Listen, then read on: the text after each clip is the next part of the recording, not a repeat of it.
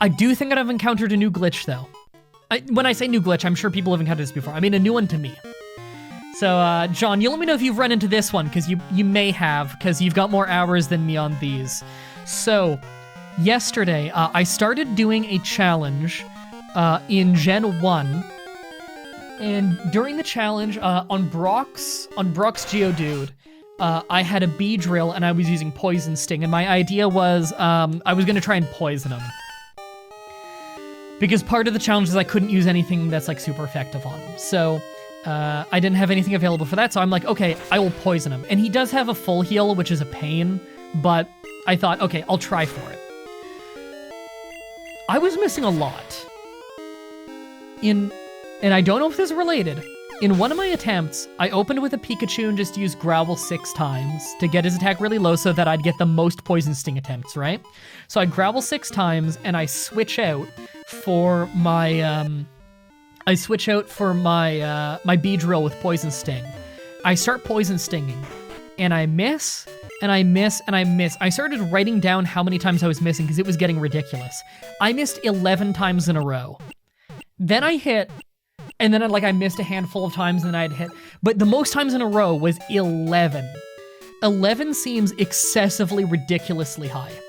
Now, on runs where I didn't use Growl first, I was missing less, but I was still missing.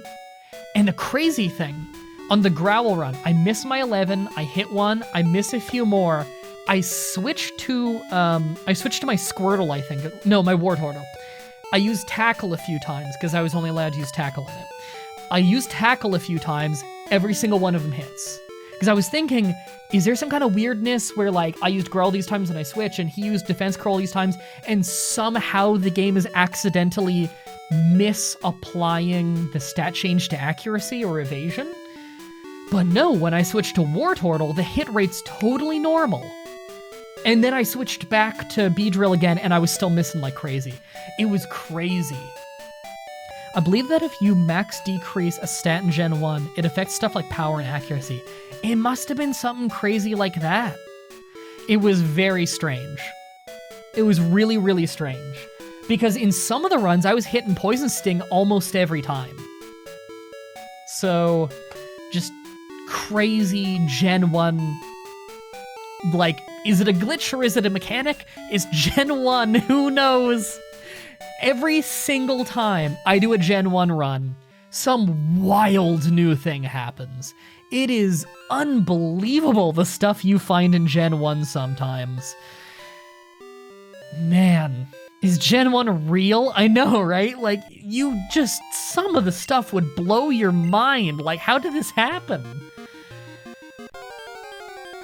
So, I don't know.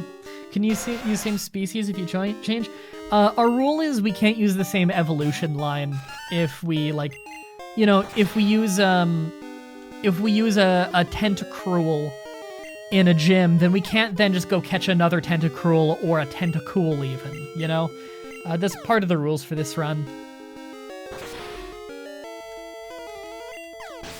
I love Gen 1. It's a lot of fun, but I don't think it's well made. Man, this is why I play the remakes, the 3rd gen remakes so much. Because Gen 1, like, the setting is really awesome and the Pokemon are really awesome. But whoa, the programming and the balance is all over the place. It's crazy. So yeah, that was wild. I haven't had any weird things like that happen since. I've gotten a little bit farther in the run. I've beaten the rival, right before the stream was starting, I was just at Misty. I hadn't fought her yet, but I think she'll be pretty easy because I've gotten electric type. I haven't had anything super weird happen since, but just every time you run into at least one thing that you just have real troubles explaining why it's happening. Would you prefer Gen 1 or its remakes? If you're going back and playing it now, play Gen 1 if you just want like a curiosity fun thing.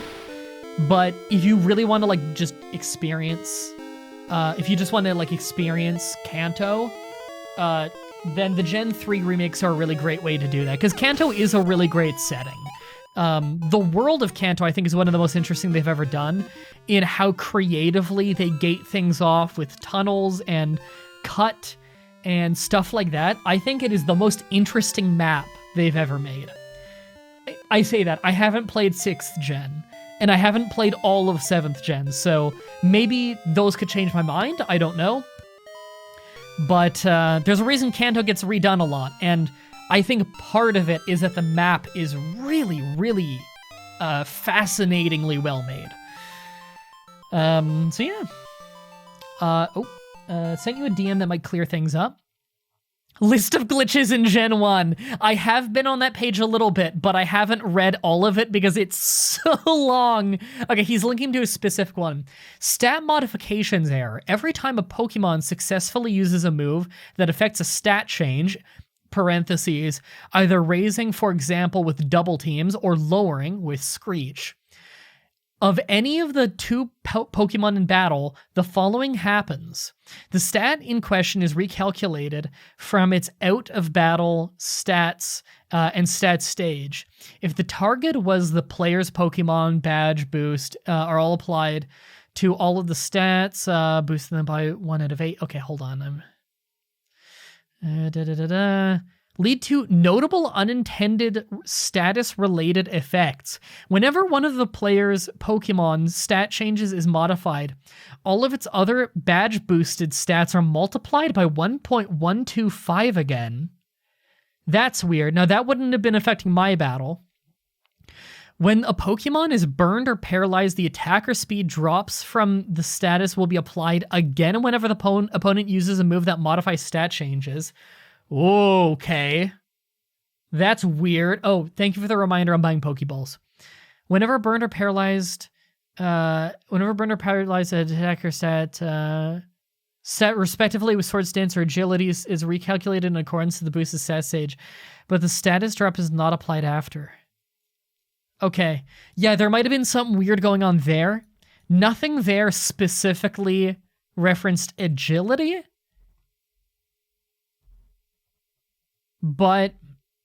Nothing there specifically referenced accuracy, but it wouldn't surprise me if there's some kind of speed implication there.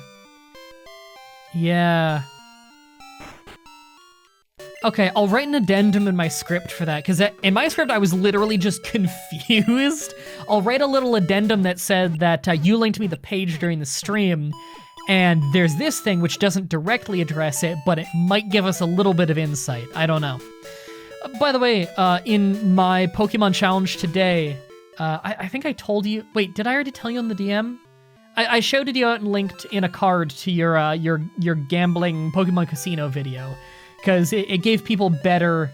it gave people better context for what I was talking about, when at one point I needed to gamble in Platinum to get the Psychic TM.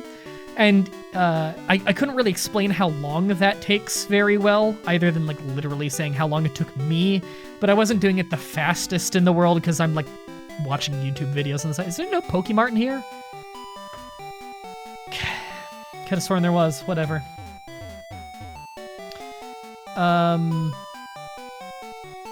Yeah, I'm gonna save because this stream's dragging on a little bit longer than I intended. But yeah, I'll write a little addendum in the script before I go forgetting. I have to head out for now, but I'll DM you to catch up later. I'm looking forward to it. I can't wait to get another call with you sometime, because I had a hell of a lot of fun last time. And I'm finally getting some time to like watch other people in the Pokemon community, and it's been fun. So that's awesome. I'm starting to perhaps get slightly integrated. Can I ask a question? You know what? I will not end this stream until Wandering Shadow asks his or her question. You have the floor. Delibird and Dunsparce is the username. Those are cool Pokemon. Delibird's kind of gimmicky, but I always liked its design. I think, you know what? I think I liked Delibird because in Pokemon Stadium 2, his minigame was really fun.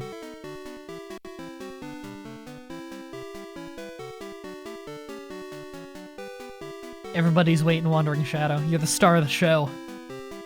This is the part where the audience retention on YouTube just tanks. The tension is real. How do you sync your audio with your gameplay? Do you mean on my Pokemon challenges? What I do, this is actually a really cool process that you guys might be interested in for any of you who do video editing. So this is something that I kind of just came up with because I have like almost 13 years experience editing, so I can come up with weird little makeshift things quickly. So let's say I'm doing a Pokemon battle and I'm describing how each individual Pokemon got taken down, right? That's a common thing I do in like the Elite Four in my videos. What I'll do is I've already done the challenge and I've written down how the battle went, obviously. I voice act that part and I have the audio track in Premiere, my video editor.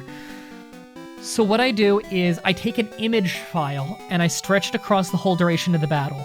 And I cut the image at every part where I would be doing a change in speed.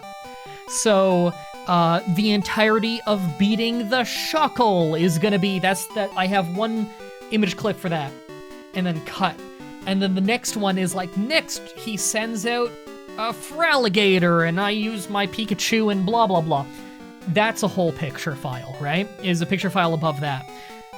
The reason I'm doing this is at the end, when I start replacing those pictures with the actual footage, I put in the footage of that whole battle, of like that whole fight, like for the image of the Fraligator, for instance, that chunk. I put above it how long the Fraligator thing took, that actual clip, and it'll obviously be a lot longer. Then what I do, I click on the image that is going to be replacing, click speed and duration, and I copy the length of that image file.